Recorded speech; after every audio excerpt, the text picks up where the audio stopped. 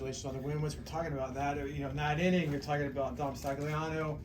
I was thinking bases loaded, no outs. It'd be positive if UCF got out of it only trailing 4-0, but with no outs to strike out the next three and get out of it just trailing 2-0. How big was it for him to come back in that moment? Yeah, we talk about if you're going to start, you got to be your own reliever, and I think he was his own reliever probably twice in that inning.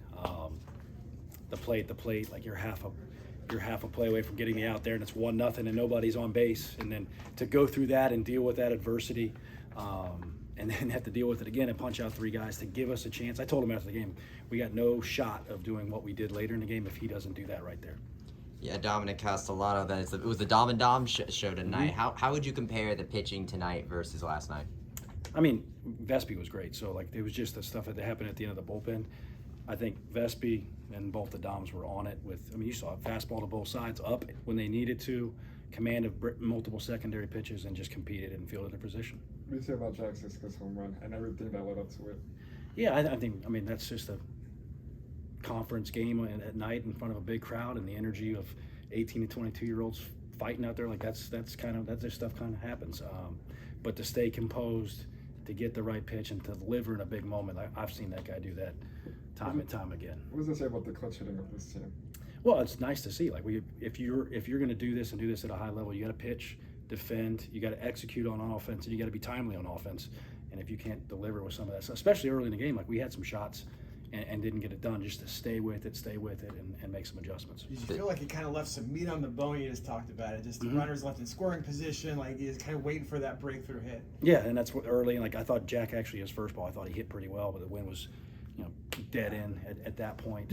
Had some other shots where I think they would want those at bats back with the pitch selection and the aggression of the swing, but we put ourselves in position late.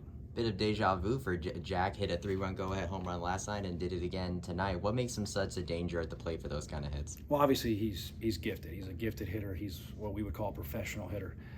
He's prepared. He's been in those situations before. He has a plan, and he'll stick to it hell or high water, and competes his tail off. Would you just think of the vibe, the atmosphere? It seems like both teams were kind of chirping at each other. In these tense conference games, it kind of feels like a rivalry here. Right? Yeah. The guys have played before that. Yeah, and obviously I don't think I've ever played Cincinnati before, but our guys have. And it doesn't matter who's in the other dugout. It's a conference game on Saturday night with a great crowd at our place, and we're trying to get this series evened up, and I'm just glad the guys play with some energy. What do you say about King's first RBI? Dylan's, yeah, he's put together some really, when you look at those numbers, no hits with runners in scoring position to that point, I would have to look at the numbers to actually notice that, because he's put some really good at-bats together, and he's earned that hit that he got today. It was at a big spot. The difference between 4-2 and 5-2 right there is enormous.